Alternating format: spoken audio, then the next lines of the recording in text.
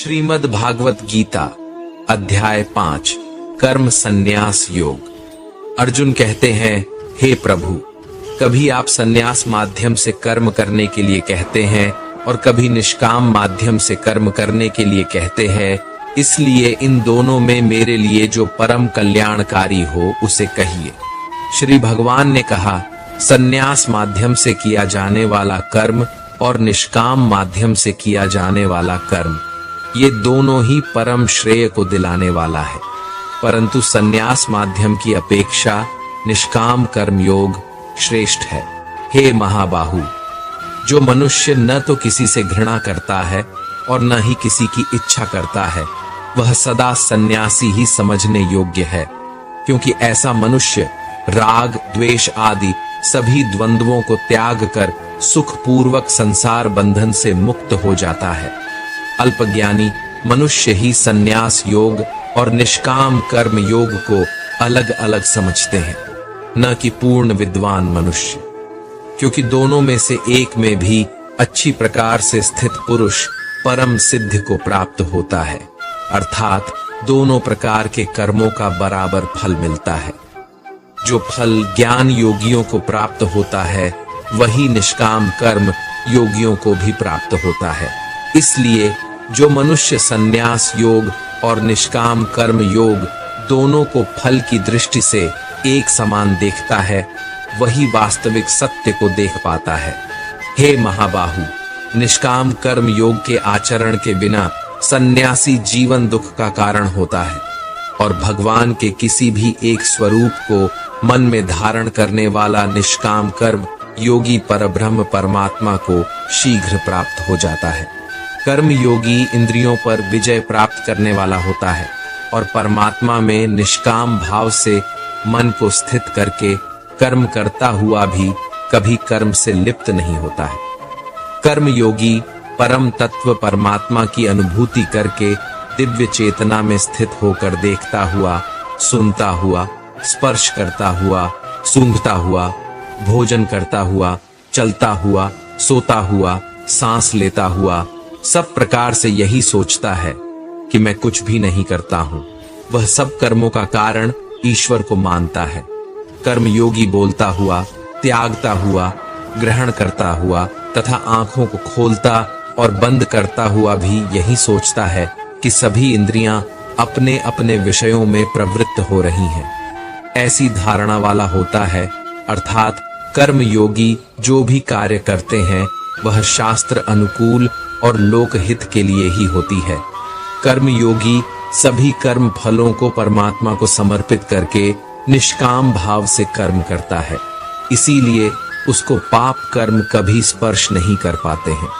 जिस प्रकार कमल का पत्ता जल को स्पर्श नहीं कर पाता है, कर्म योगी निष्काम भाव से शरीर, मन, बुद्धि और इंद्रियों के द्वारा केवल आत्मा की शुद्धि के लिए ही कर्म करते हैं। कर्म योगी सभी कर्म के फलों का त्याग करके परम शांति को प्राप्त होता है, और जो सिर्फ फल की इच्छा से ही कर्म करते हैं, वह तो 84 लाख योनियों में ही भटकते रहते हैं। शरीर में स्थित जीवात्मा मन से समस्त कर्मों का परित्याग करके वह न तो कुछ करता है और न ही कुछ करवाता है।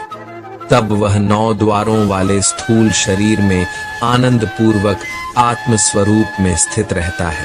तत्वज्ञानी मनुष्य बाहरी इंद्रियों के सुख को नहीं भोगता है, बल्कि सदैव अपनी ही आत्मा में रमण करके सुख का अनुभव करता है। ऐसा मनुष्य निरंतर पर ब्रह्म परमात्मा में स्थित होकर असीमानंद को भोगता है। हे कुंती पुत्र अर्जुन, इंद्रिय और इंद्रियों के सहयोग से उत्पन्न होने वाले यह भोग प्रारंभ में सुख देने वाले होते हैं, और अंत में यही इंद्रियों के विषयों का भोग दुख का कारण बनता है। इसी कारण तत्वज्ञानी कभी भी इंद्रिय सुख नहीं भोगता है। जो मनुष्य शरीर का अंत होने से पहले ही काम और क्रोध से उत्पन्न होने वाले वेग को सहन करने में समर्थ हो जाता है, वही मनुष्य योगी है और वही इस संसार में सुखी रह सकता है। जो मनुष्य अपनी आत्मा में ही सुख चाहने वाला होता है और अपने मन को अपनी ही आत्मा में स्थिर रखने वाला होता है, जो आत्मा में ही ज्ञान प्राप्त करने वाला होता है, वही मनुष्य योगी है और वही ब्रह्मा के साथ एक होकर परब्रह्म परमात्मा को प्राप्त होता है, जिनके सभी पाप और सभी प्रकार के दुविधाएं ब्रह्मा का स्पर्श करके मिट गई हैं, जो समस्त प्राणियों के कल्याण में लगे रहते हैं।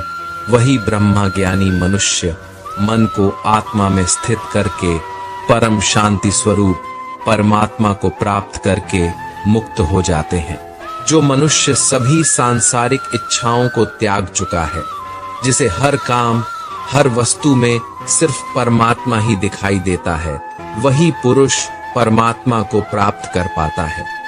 सभी इंद्रिय विषयों का चिंतन बाहर ही त्याग कर और आंखों की दृष्टि को दोनों भौहों के मध्य में केंद्रित करके प्राणवायु और अप्राणवायु की गति नासिका के अंदर और बाहर सम करके मन सहित इंद्रियों और बुद्धि को वश में करके परमात्मा का ध्यान करने वाला योगी मोक्ष को प्राप्त होता है।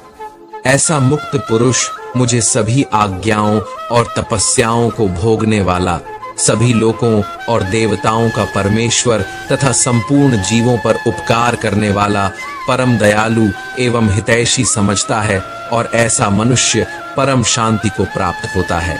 इस प्रकार उपनिषद, ब्रह्म विद्या तथा योग शास्त्र रूप श्रीमद् भगवद गीता के श्री कृष्ण अर्जुन संवाद में कर्म संन्यास योग नाम का 5वां अध्याय संपूर्ण हुआ।